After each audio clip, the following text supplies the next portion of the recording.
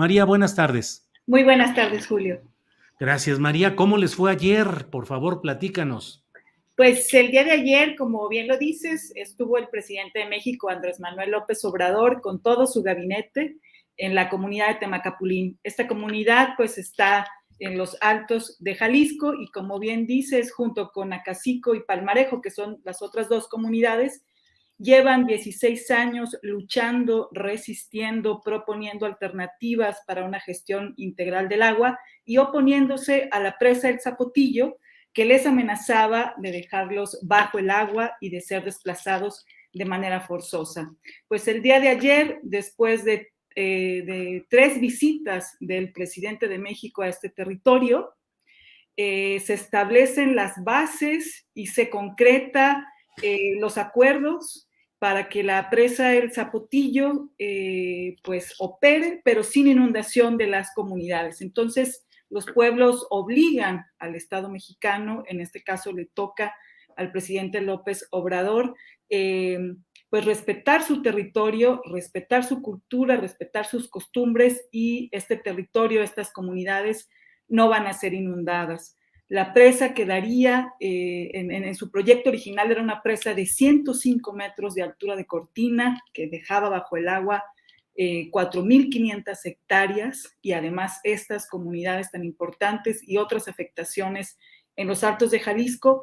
El proyecto finalmente queda con un llenado de la presa hasta los 40 metros, es decir, hay una reducción de casi el 60% de lo que era el proyecto general, y además también en términos de inundación de tierras fértiles, de 4.500 hectáreas con esta nueva alternativa, con este nuevo proyecto, estamos hablando que se inundarían entre 442, 254 hectáreas de tierra fértil, y es una reducción totalmente importante. María, ¿y cómo se logró esto? ¿Cómo se logró? ¿Cómo fue el proceso de negociación, de entendimiento? ¿A quién envió el gobierno federal, por un lado? Y por otro, ¿cuál fue la postura del gobierno de Jalisco a cargo de Enrique Alfaro? Mira, Julio, estas comunidades desde enero de 2019 empezaron un proceso muy intenso de exigencia al gobierno del presidente Obrador para pues lograr que la presa o salvar su territorio, o que esta presa definitivamente fuera cancelada y desmantelada. De 2019 a la fecha se celebraron alrededor de 30 reuniones, es decir, lo que están logrando los pueblos el día de ayer es fruto de un trabajo intenso de interlocución entre el gobierno federal, estas comunidades y todo el equipo técnico, jurídico, y el equipo que les hemos acompañado pues durante estos 16 años de esta valiente lucha. Lo que se logra, Julio, es que este sistema Zapotillo, que incluía 3 componentes, 3 grandes obras, que era la presa del Zapotillo, el acueducto Zapotillo-León, la presa del Purgatorio. De estas 3, queda totalmente cancelado el acueducto Zapotillo-León, a través del cual iría agua a Guanajuato.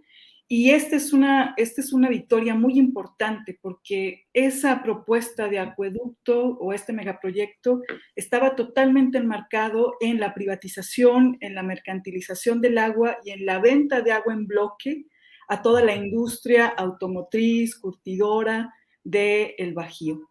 Queda también cancelado la presa del Purgatorio. Eso se definió el día de ayer. El día de ayer se cancela también la presa del Purgatorio, que era la otra obra, que sería el tinaco, a través del cual, de venir el agua de la presa del Zapotillo al área metropolitana de Guadalajara, a través de esa presa se almacenaría. Esa presa era terriblemente costosa, era una aberración en términos de los costos energéticos, porque el agua iba a llegar muy abajo y la tenían que bombear, entonces implicaría pues un derroche de presupuesto público y de nuestros impuestos terrible. Entonces también queda cancelada. El agua finalmente se define que de esta presa, de este río verde, solamente sea para Jalisco, y va a venir un porcentaje de agua importante al área metropolitana de Guadalajara, de la presa el Zapotillo en esta condición de esta presa pues pequeña que salva a estos pueblos.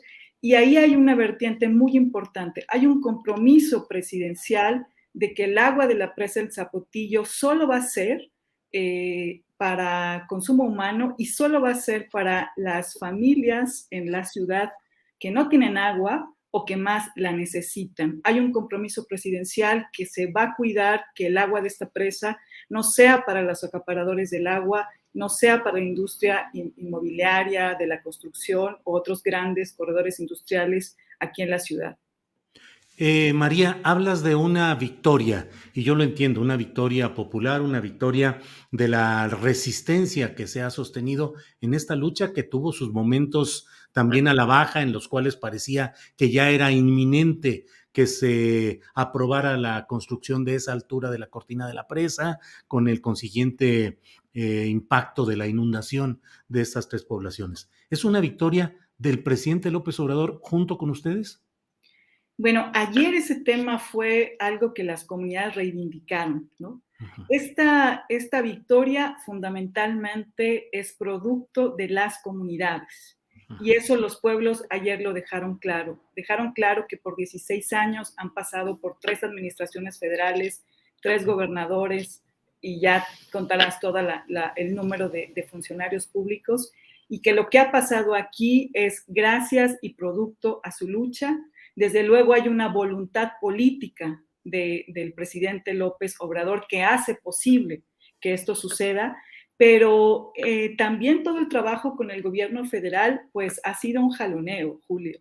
Es decir, la primera propuesta que el gobierno federal le presentó a las comunidades como alternativa para salvar a las comunidades era una simulación, una propuesta presentada por la Comisión Nacional del Agua a mandato del presidente, pero una propuesta que definitivamente los ponía en absoluto peligro. Entonces los pueblos, esa propuesta se les presentó el 21 de agosto de este año, después de la primera visita del presidente, y los pueblos tuvieron que hacer un trabajo arduo con todo su equipo técnico para hacer una contrapropuesta. Es decir, lo que los pueblos están logrando es porque han trabajado de manera muy dura y de manera muy articulada con universidades, con aliados a nivel nacional e internacional, con el alto comisionado. El día de ayer estuvo el relator del derecho humano al agua y al saneamiento, que conoce y que ha acompañado el caso, pues diferentes organizaciones que les hemos acompañado. Entonces, la victoria es de los pueblos y lo que han logrado es porque los pueblos, en este caso, con el gobierno federal, han exigido y han puesto, y el gobierno federal, digamos, ha puesto en primer lugar pues la decisión de los pueblos. Lo que se está logrando, pues es su victoria y es su fruto. María, muchas gracias. Agradezco toda la información que nos das. Solamente te querría pedir cuál es la visión. Mira, por ejemplo, en el caso de la Sierra de San Miguelito en San Luis Potosí, la voluntad del presidente es la de impedir que ahí se haga una sustracción del área de la Sierra de San Miguelito para proyectos inmobiliarios. La gente sigue resistiendo y organizándose porque sabe que a pesar de la voluntad presidencial, el equipo de trabajo y las diferentes instancias pues suelen buscar otro tipo de soluciones, alternativas o planes. Te pregunto, en este caso que todo suena pues como una victoria, como lo que estás diciendo, una victoria popular y de la resistencia, ¿qué riesgos hay? ¿Dónde podría disolverse, atenuarse, distorsionarse todo este acuerdo? ¿Hay algunos riesgos? Mira, entramos a una nueva etapa, ¿no? Y ahorita la nueva etapa consiste en el cumplimiento del plan de justicia para la reparación integral de los daños. Este trabajo va a ser muy complejo porque implica pues la relación con un montón de secretarías y que lo que nos ha quedado claro en este proceso es que, o sea, las secretarías se mueven a manotazo del presidente y cuando les da, digamos, como la instrucción. Pero todavía queda pues un camino importante en donde los pueblos tienen que estar vigilantes. Primero que todo el proyecto técnico se lleve a cabo tal cual como los pueblos lo han propuesto y como ayer se sentaron las bases. Y con todo el tema de la reparación integral de los daños, las comunidades han planteado 15 puntos, Julio, y nos parece que todos son muy importantes, pero las comunidades están planteando la auditoría técnica y financiera a la presa. Es decir, no importa que esta historia, digamos, esté terminando ahorita pues en estos buenos términos, este proyecto tiene que ser auditado técnica y financieramente y eso tiene que ser una lección para otros megaproyectos. También no importa, digamos, que haya habido voluntad, o sea, se tiene que pedir disculpas públicas, se tienen que proponer medidas de no repetición para que no suceda este caso nunca más, ni en Jalisco, ni en México, ni otros casos como tantos como este que tú mencionas de la Sierra de San Miguelito. Entonces, estos pueblos llevan 16 años, pero tienen un trabajo muy duro, por lo menos de aquí a que termine esta administración federal, porque todo tiene que ser garantizado en esta administración federal. El mayor riesgo es que eso no suceda y que en administraciones posteriores lo que ahorita han logrado pues pueda tener riesgos. Muy bien, pues María, muchas gracias y seguiremos atentos a lo que suceda en este tema de Temacapulín. Muchas gracias y seguimos en contacto. Muchas gracias, Julio. Saludos. Hasta luego.